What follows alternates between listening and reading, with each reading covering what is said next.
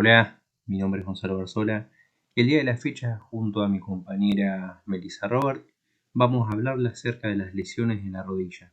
La lesión muy particular, muy frecuente, principalmente en deportistas, en actividad física, tanto también como acciones traumáticas directas como indirectas. Entonces, a partir de esto, vamos a comentarle acerca de principalmente dos lesiones en cuestión, que son la lesión de los meniscos y de los ligamentos laterales de este complejo articular de la rodilla. Comenzamos con las lesiones meniscales, en donde vamos a ver que en la diapositiva que se está presentando, en la imagen derecha podemos ver a un profesional, sería un médico, un kinesiólogo, que está haciendo una semiología de la anatomía de superficie, ¿sí? Es la anatomía de superficie de los meniscos, en donde colocando los dedos y haciendo presión en la interlínea articular anterior se puede palpar estas estructuras en cuestión, donde vemos en la imagen izquierda al menisco lateral y al menisco medial respectivamente.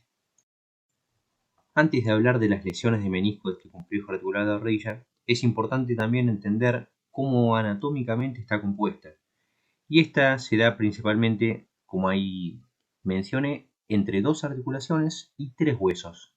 A pesar de que en la rodilla también se encuentra el peroné, este no entra en juego en estas articulaciones. La articulación femorotibial y la articulación femororotuliana, donde ambas son tipo de artrosis. Principalmente la femorotibial va a ser una bicondila doble con 2 grados de libertad, o sea que puede realizar dos tipos de movimientos principalmente, y se la conoce como compleja ya que tiene interpuesto a los meniscos.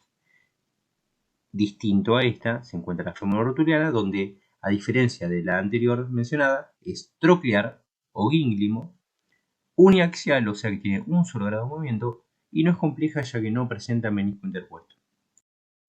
En esta imagen, en esta corte, en esta sección sagital paramediana de la rodilla, en este caso derecha, en una vista interna, medial, podemos apreciar la situación de las dos articulaciones mencionadas previamente.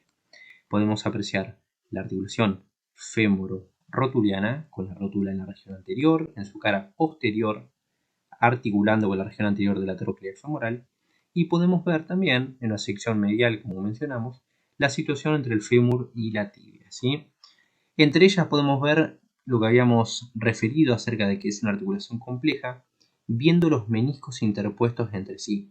Y podemos apreciar que los meniscos en esta sección sagital tienen una disposición de cuña, una disposición acuñada, como la cuña que se coloca en las puertas para, por así decir, trabarlas.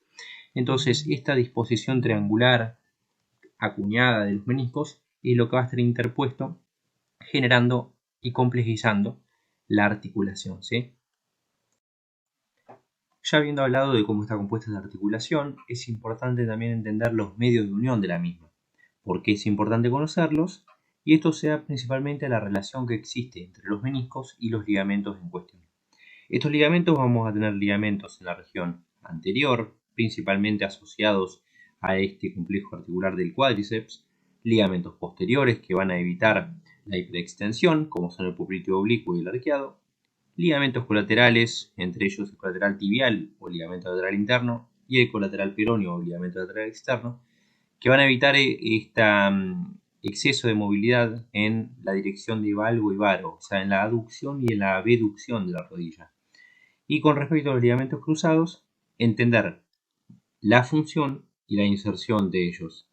La función principalmente va a ser que el ligamento cruzado anterior va a evitar que la tibia se anteriorice con respecto al fémur, y contrario, el ligamento cruzado posterior evita que la tibia se posteriorice con respecto al fémur.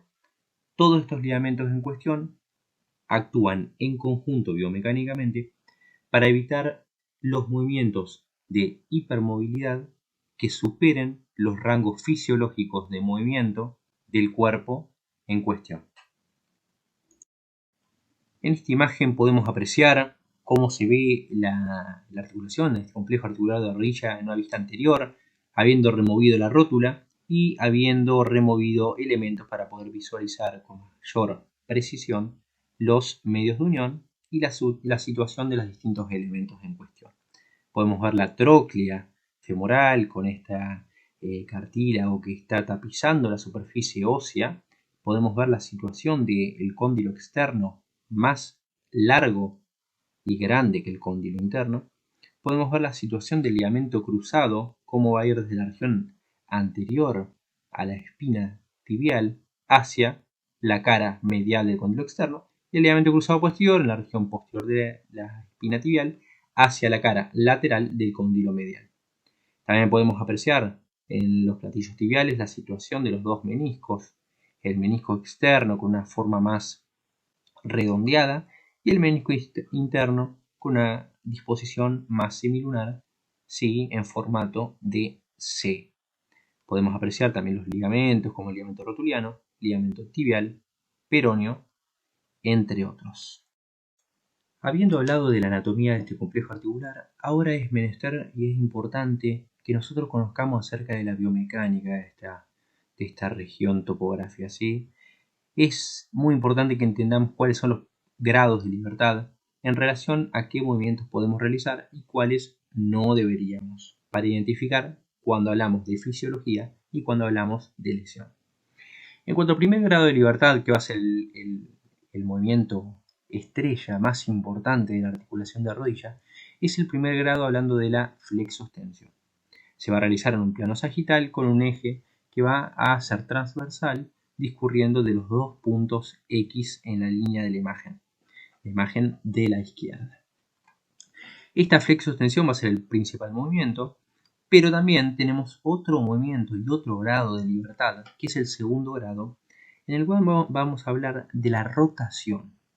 Esta rotación va a estar dada en un plano transversal, ¿sí?, con un eje longitudinal yendo de punto I hacia punto I. En la imagen de la derecha se puede apreciar.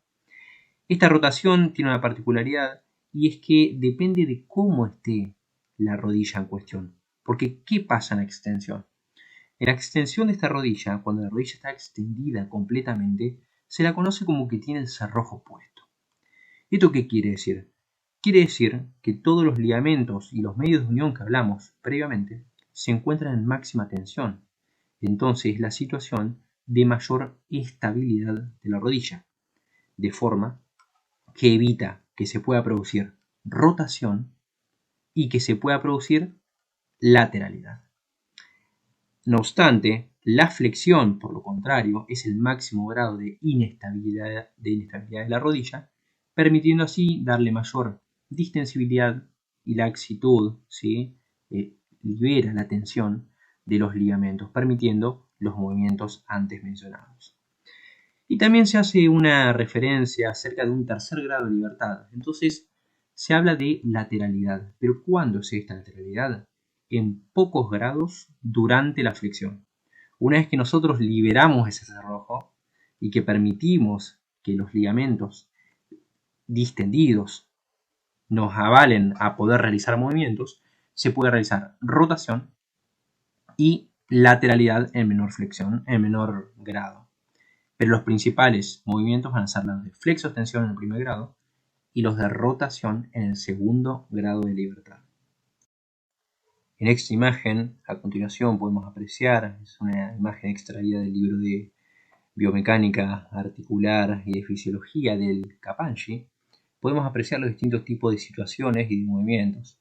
Podemos apreciar la extensión, la flexión, la rotación durante esta libertad que sería la flexión, ¿sí? Y podemos apreciar también cómo son los distintos grados que puede realizar esta articulación en los distintos movimientos, ¿sí?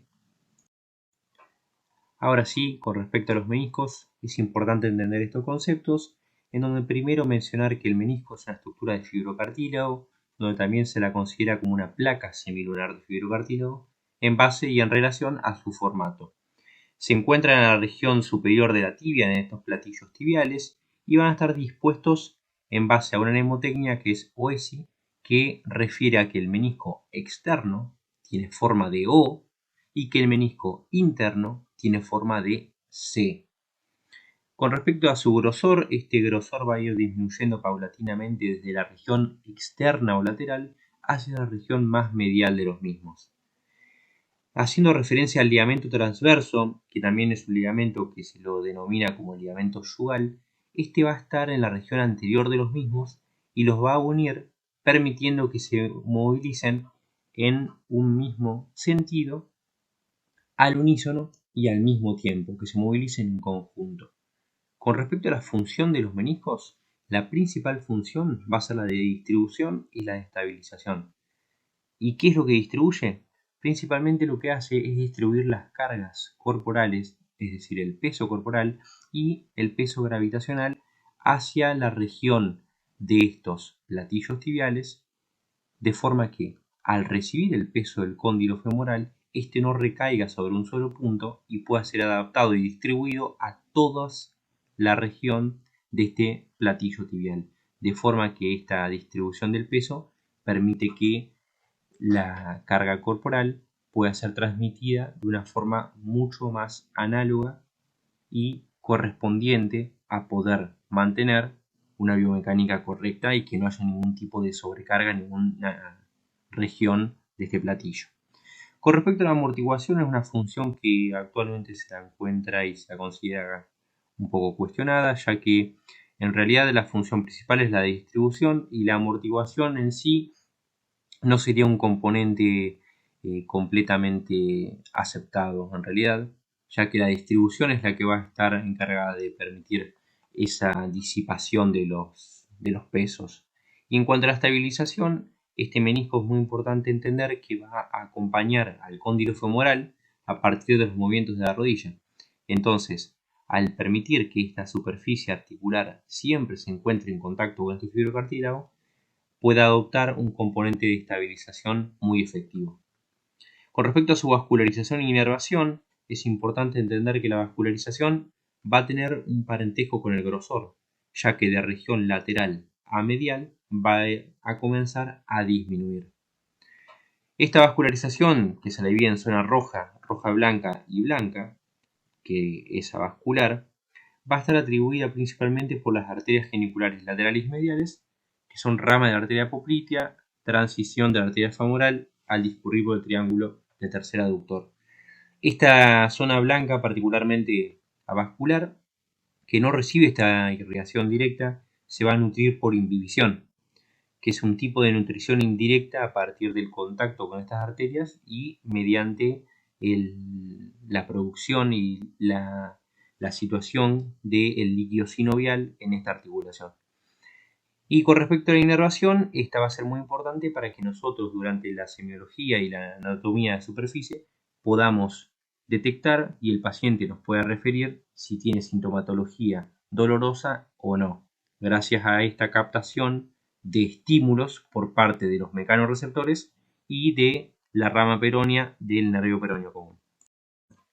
Con respecto a los movimientos del menisco, estos se van a dar durante los movimientos del complejo articular de la rodilla, ya que van a acompañar a los cóndilos femorales. Durante la flexión de la rodilla, los meniscos en conjunto se posteriorizarán o se irán hacia atrás, y durante la extensión, por lo contrario, irán hacia adelante anteriorizándose. Luego, en el segundo grado de libertad, podemos ver que durante la rotación interna, estos meniscos van a adoptar su máximo grado de tensión, lo cual esto va a disminuir considerablemente su capacidad de movimiento. Por lo tanto, deben primero liberar la tensión y conjuntamente realizar otro movimiento en base a la necesidad de este complejo articular de rodilla con respecto al movimiento que quiera realizar. Estos meniscos, como habíamos mencionado, gracias al ligamento transverso, se movilizan en conjunto y se puede apreciar una diferencia longitudinal entre los mismos en relación a el tamaño de los cóndilos en cuestión, ya que tiene que adaptarlos. Con respecto al mecanismo de producción de la lesión de estos meniscos en cuestión, es importante entender la gran frecuencia que tiene, la incidencia que tiene y lo común que se puede dar a los distintos tipos de prácticas deportivas que podemos ver cotidianamente, como por ejemplo en el básquet o en el fútbol, en donde se tienen que realizar cambios de dirección bruscos, los cuales llevan a este mecanismo de producción, condicionando a una posible lesión de este fibrocartílago, en donde al colocar el pie fijo en el suelo con una rotación interna Y con una flexión, como habíamos visto, el menisco se va a posteriorizar en la flexión y va a tener una máxima tensión en la rotación interna, lo cual lo condiciona a disminuir su capacidad de movimiento. Asociado a esto, vamos a presentar un bostezo interno, que este bostezo interno es la apertura, es la diferencia de longitudinal, el aumento del distanciamiento entre el cóndilo y el platillo tibial, lo cual va a tensar a el ligamento, generando consecuentemente también una disminución de este movimiento. Una vez que este menisco se encuentra posteriorizado y en una máxima tensión, cuando el deportista quiere extender bruscamente la pierna para poder realizar ese cambio de dirección, lo que sucede es que el menisco interno, al tener menor capacidad de movimiento y tener todas las condiciones dadas, encontrarse posteriorizado, encontrarse máxima tensión, sin la ayuda del ligamento lateral interno ni de los ligamentos meniscorotulianos, lo que sucede es que el fémur y la tibia van a generar un contacto rápido y potente, generando la ruptura de ese menisco en cuestión, como podemos ver en la imagen 3, 4 y 5 de la derecha. En esta imagen podemos apreciar los distintos tipos de lesión que pueden haber en el menisco. Principalmente la imagen va a estar asociada a las lesiones del menisco interno, ¿sí? En la región medial de la rodilla, en donde podemos observar la primera imagen donde se encuentran los meniscos en un estado indemne, normal. Segunda imagen, una ruptura vertical, también llamada transversal. Tercera imagen, la ruptura longitudinal, que esta es la que tiene la mayor capacidad de regeneración y de pronóstico más favorable en el tratamiento. La ruptura compleja, la ruptura en asa de balde o asa de cubo, que esta ruptura en particular genera una situación clínica que es el bloqueo de la rodilla, lo cual tiene un tratamiento que tiene que ser diferencial a los otros, ya que la situación por la cual se lo va a tratar va a ser la de poder disminuir ese bloqueo articular para poder ayudar biomecánicamente a este complejo articular. Y por último, las rupturas en pico dolor son esas rupturas que se dan en la región con ese formato particular del menisco interno. Luego también tenemos que mencionar acerca del menisco externo, el menisco lateral, cómo se rompe.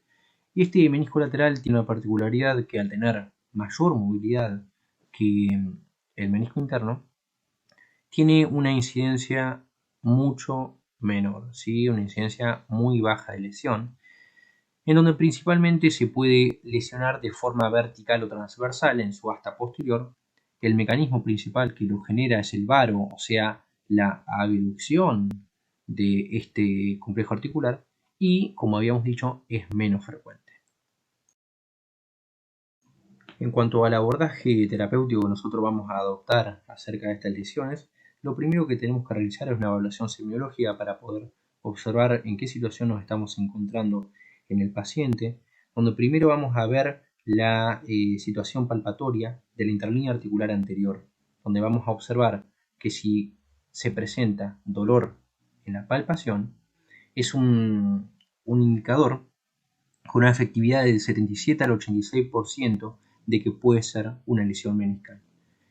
De ahí se refleja la importancia de la palpación como primer observación y mirada acerca de esta situación clínica, donde también podemos observar a partir de la palpación si estamos en presencia de una hidrartrosis o un derrame articular, que esto lo que indica es que hay líquido acumulado e interpuesto en la situación entre el fémur y la tibia y la rótula, en donde si hay una consecuente hidrartrosis con aumento de este líquido en la articulación, podemos observar un signo que es el del choque rotuliano, que al hacer presión axial sobre esta rótula, podemos observar que si ésta desciende y luego regresa en mayor medida de lo que lo haría en su rodilla contralateral sin líquido, es porque estamos en presencia de un choque rotuliano.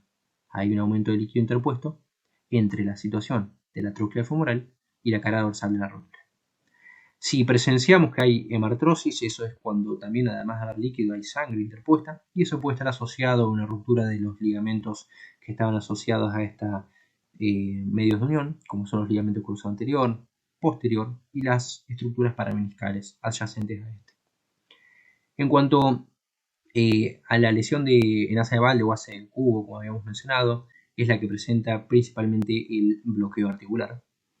Y uno de los signos que podemos observar de esta situación de complejo articular de la rodilla es la atrofia del cuádriceps, en donde vamos a ver una disminución de la masa muscular de uno de los músculos y de complejos musculares de la región anterior del muslo, que son fundamentales para la estabilidad de esta rodilla en cuestión. Una de las maniobras específicas que podemos resaltar para poder observar qué región de este menisco se lesionó y qué menisco se lesionó es la maniobra de McMurray, en donde principalmente, como podremos ver en el video, esta análisis y esta maniobra específica va a llevar a la articulación en los distintos tipos de movimientos que pueden desencadenar el dolor, el crujido y el resalto de este menisco. Luego tenemos otras maniobras como son la de Apley, que el paciente cuando lo colocamos en decúbito ventral, o sea, boca abajo, con la rodilla flexionada a 90 grados, podemos hacer compresión y tracción o distracción para ver si también se presenta la sintomatología de dolor. Y en cuanto al tratamiento, podemos hablar de que si no hay una indicación de ruptura meniscal severa donde tenga que ser principalmente intervenida quirúrgicamente, como podría ser por ejemplo la lesión de asa de balde, lo primero que tenemos que realizar nosotros y lo que tenemos que estimar y lograr a toda costa es ver si se puede realizar con un tratamiento conservador, ya que poder conservar las estructuras y poder realizar un tratamiento en donde nosotros potenciemos las cualidades físicas y el desacondicionamiento físico que se produjo a causa de la lesión va a ser muy importante. Lo que principalmente vamos a trabajar va a ser principalmente generar una disminución de dolor con antiinflamatorios no esteroides como los AINER o hielo, crioterapia. Vamos a generar una compresión para poder disminuir esa hidrartrosis. Vamos a evitar que se pierda el rango de movimiento, generando movilidad de la articulación. Vamos a trabajar principalmente en ángulos que sean menores de 60 grados de flexión para evitar justamente que ese menisco se siga trasladando como lo realizó en el mecanismo de lesión. Y vamos a principalmente querer restituir el trofismo del cuádriceps, que va a permitir una estabilización correcta de este complejo articular de la rodilla.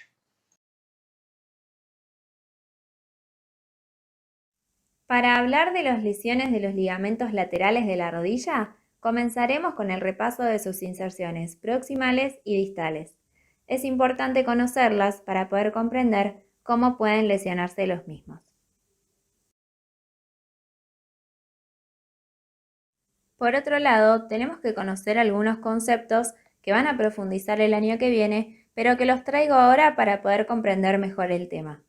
En anatomía, estudiamos que las articulaciones del cuerpo realizan diferentes movimientos. Estos se miden en grados.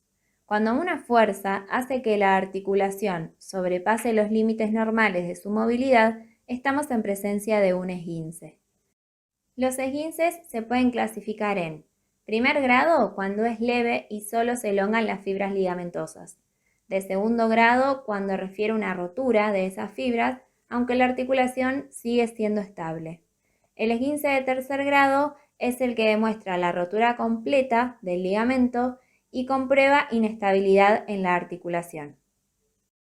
Otros conceptos que voy a nombrar son genu valgo y genu varo, que para definirlos de una manera simple decimos que en el genu valgo las rodillas se aproximan formando una letra X y en genu varo las rodillas se alejan formando la letra O. Les dejo la foto para que puedan observarlo. Entrando ya en tema, el mecanismo del esguince del ligamento lateral interno es indirecto. Es decir, que una fuerza va a golpear la cara externa de la rodilla llevándola en valgo, es decir, en cruz o en X, y en ligera flexión. A este movimiento se le puede agregar la rotación externa de la pierna o la rotación interna del fémur. les muestro ahí en las fotos cómo es el mecanismo de acción. Como kinesiólogos, además de observar estudios complementarios de estas lesiones, podemos realizar maniobras semiológicas para comprobarlas. En este caso, para la lesión del ligamento lateral interno, la maniobra semiológica es el bostezo interno. Lo importante de estas maniobras es conocer la posición del paciente, la posición del kinesiólogo, cómo es la maniobra a realizar y cómo me doy cuenta si es positiva y existe la lesión. En el video que les muestro abajo les explica detallado cada una de las partes que les comenté antes.